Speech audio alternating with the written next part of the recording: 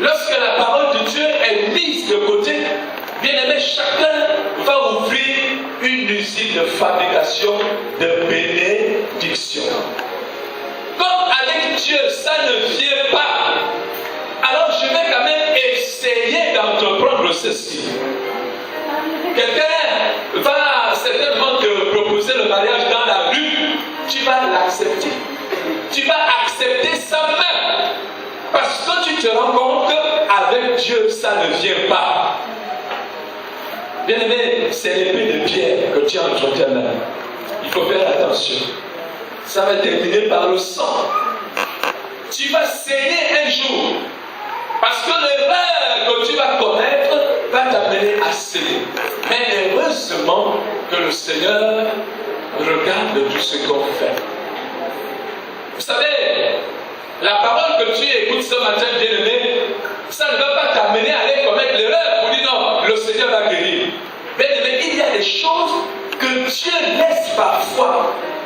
Il dit quand tu feras, toi-même tu sauras que tu avais commis une erreur.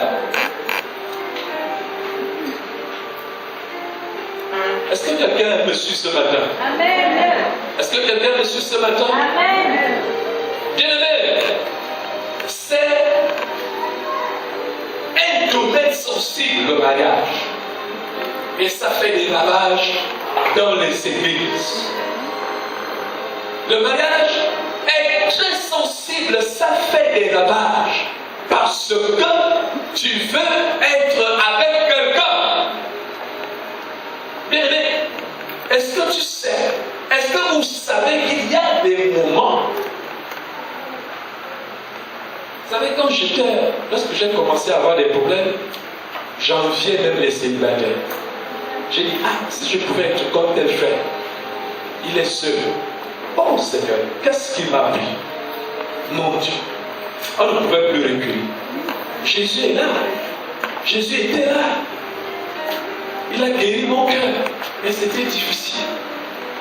Vous savez, il y a quelquefois des conséquences qui restent lorsqu'on décide de ne plus marcher selon la parole de Dieu. Vous savez, c'est ce qui rend les choses faciles lorsque des hommes et des femmes ont décidé de marcher selon Dieu. Lorsque un homme de Dieu célèbre un mariage, il est au moins sûr, il est dans le repos, qu'on ne viendra pas me voir 2 mois après, le docteur, ça ne va plus. C'est parce qu'il sait que la chicotte que tu as en main va régler les problèmes du couple. Alléluia. Alléluia.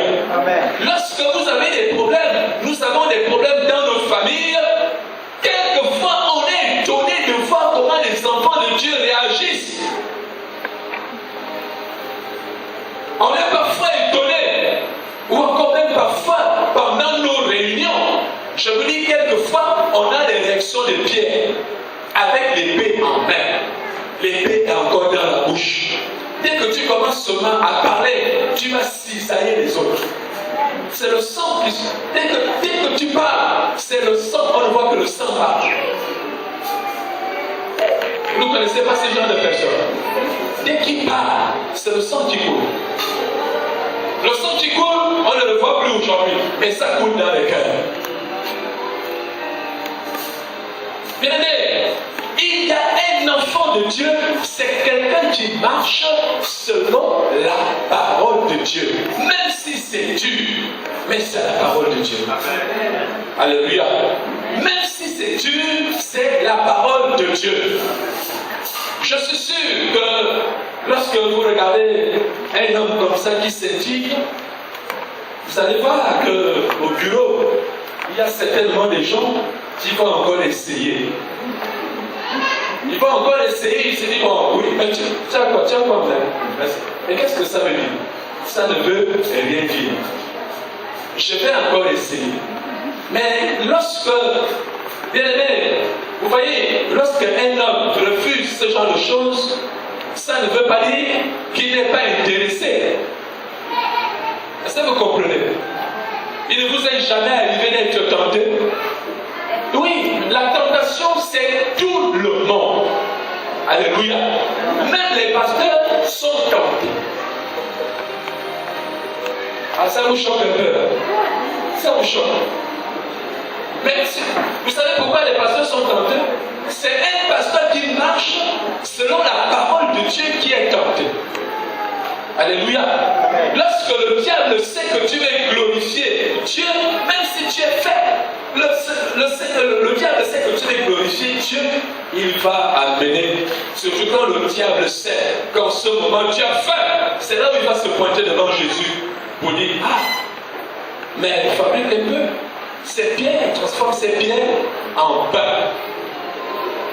Mais vous savez pourquoi? Quelquefois, pour certaines personnes, ils ne cèdent pas. C'est à cause de la parole de Dieu. Alléluia. Bien-aimé, il faut que tu gardes ta beauté. Parce que tu n'es pas n'importe qui. Tu ne dois pas être le chiffon d'un homme qui va te flatter dans la rue en te disant tu es belle, alors qu'il veut te presser comme un citron. Et quand tu seras vide, il va t'envoyer dans une poubelle. Il ne faut pas accepter ce genre de choses lorsqu'on est enfant de Dieu. Il paraît que la virginité, ça devient une honte. Lorsque tu es vierge, ma soeur, reste vierge. Reste vierge. Il paraît que ça donne des maladies. Quelle maladie ça va donner? Au contraire, quelqu'un qui vient aller s'amuser, peut aller prendre la mort. Tu n'auras même pas le temps de faire ce que vous appelez la vie. Bien aimé, il est temps de marcher selon la parole de Dieu. Acclame ton Seigneur.